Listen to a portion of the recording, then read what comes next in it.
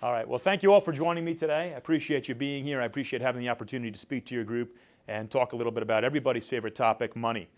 When you say the word money, it conjures up different ideas and different concepts in different people's minds. I think many people have an understanding of what money is, but as soon as they hear the term, their anxiety levels rise.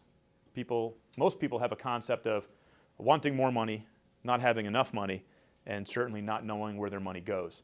And what we want to do today and through our discussions is to try to help you understand a little bit better how the secret science of money works, where you can potentially put to work some of the best practices that other people have used to amass their own fortunes and to help yourself make more informed and educated decisions as they relate to your personal finances.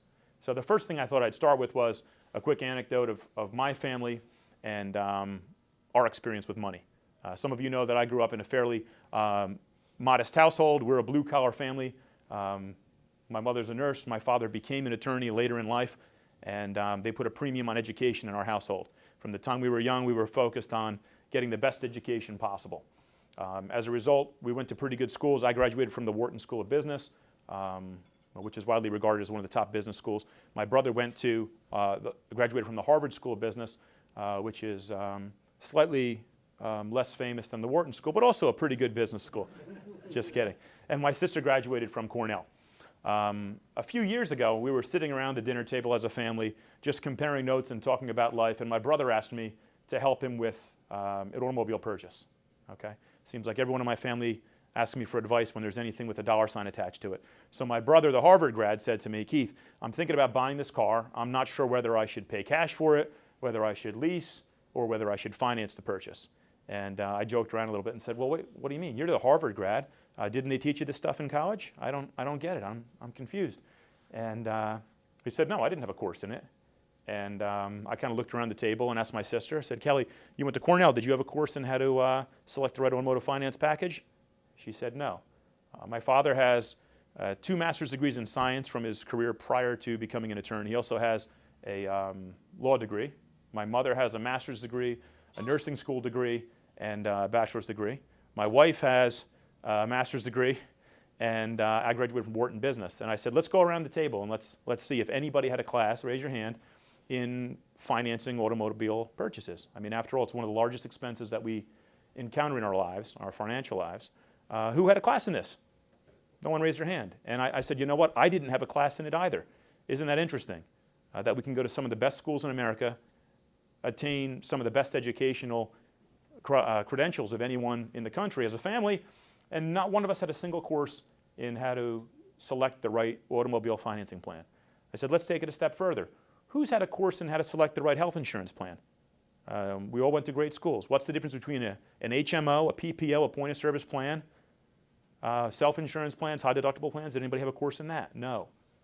How about life insurance? You must have had a course in life insurance. What's the difference between term insurance, whole life, variable, universal life? How about retirement planning? Did anyone have a course in retirement planning? A couple hands went up on that one, but it was generic, basic information. The point is that while we're one of the most educated nations in the world, and we're one of the most opulent societies ever to be on the face of the earth, we're largely illiterate when it comes to financial topics.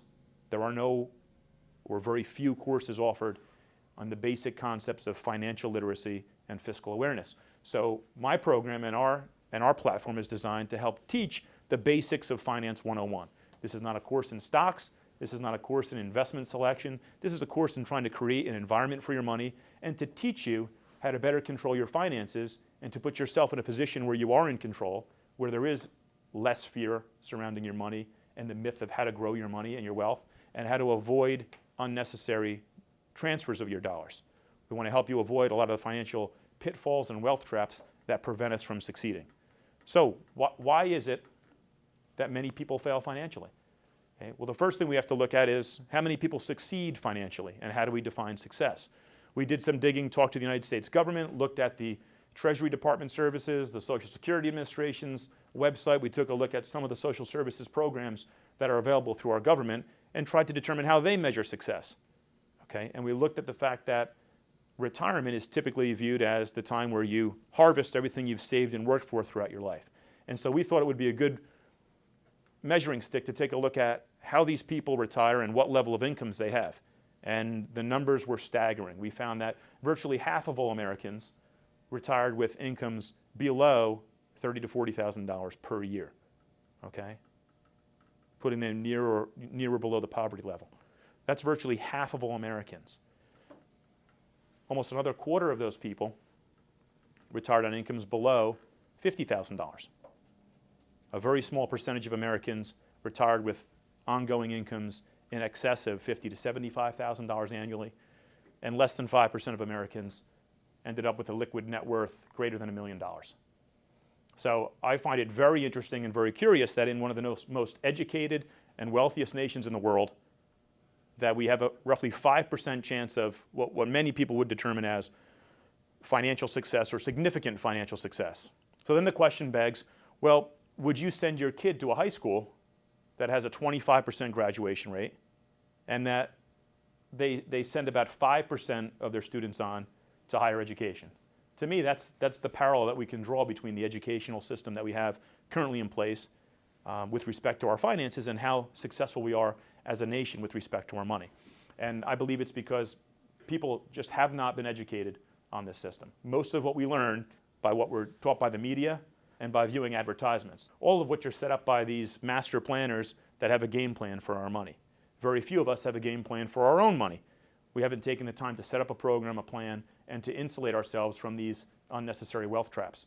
And what we're trying to do today is to help educate you a little bit so that you can identify some of these risks and some of these traps so that you can minimize their impact or hopefully eliminate them altogether.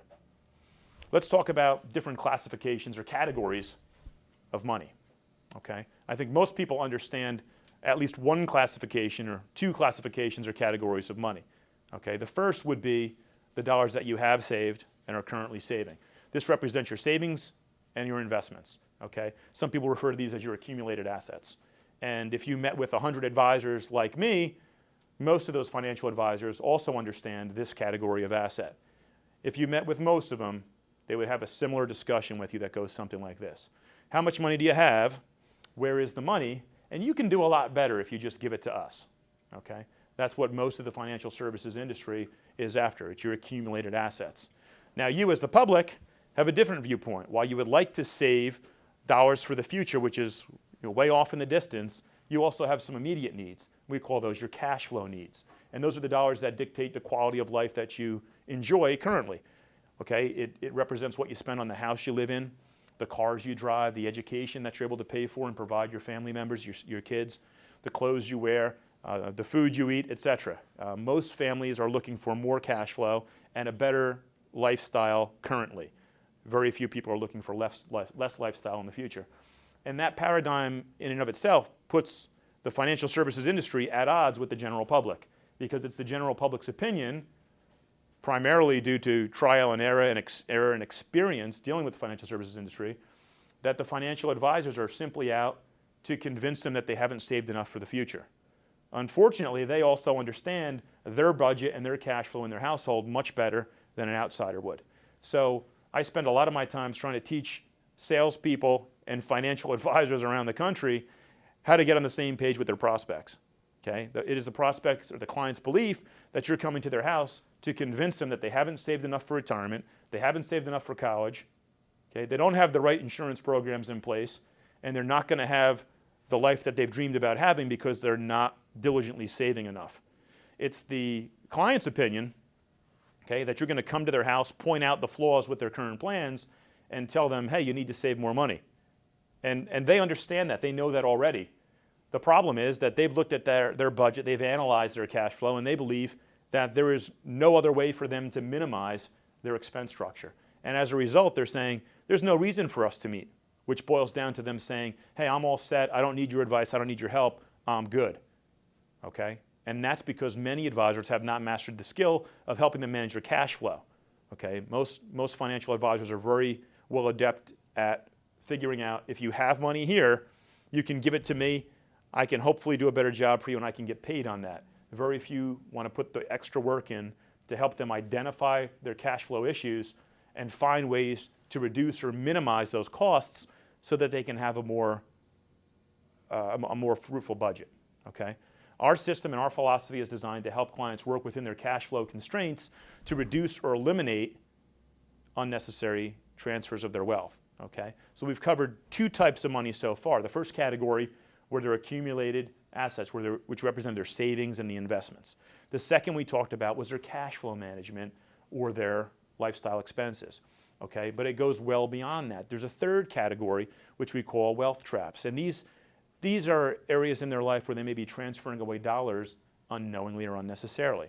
For example, if someone pays more taxes than they need to pay, they're giving away not only the tax dollars, but also what they could have grown to had they been able to hang on to them. We call that concept opportunity cost, and we'll cover that later.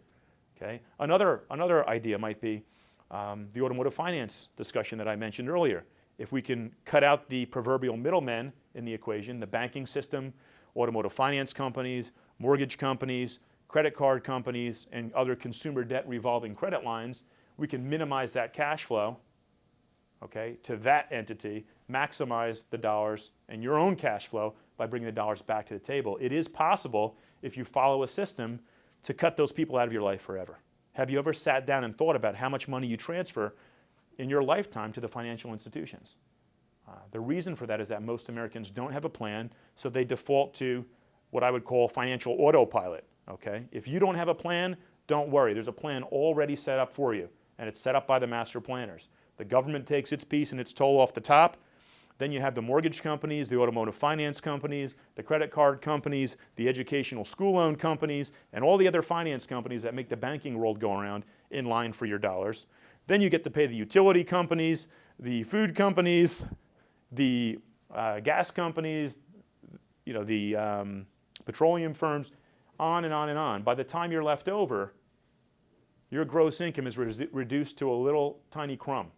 And it's your job to try to get that tiny crumb to grow back to a massive number so that it can facilitate your lifestyle in the future, your financial independence.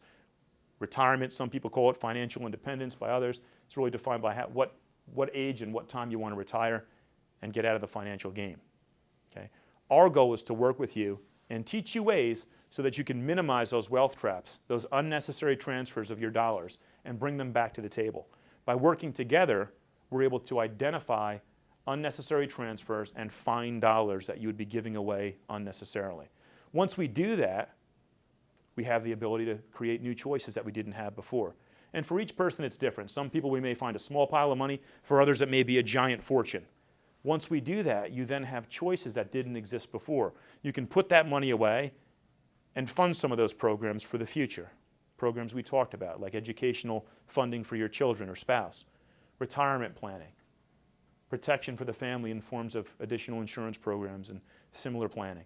Or you may choose that, given the current financial situation for your family or your business, you need to use that to improve your cash flow, okay? And improve the journey along the way so that you have a better chance of achieving your goals and objectives and making your bills on a monthly basis, okay?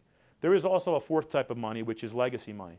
And I know a lot of people that we work with are high net worth individuals and business owners who are concerned with transferring their wealth onto the next generation, funding their legacy and making sure that they leave something behind besides their values that will allow their name to continue on in perpetuity.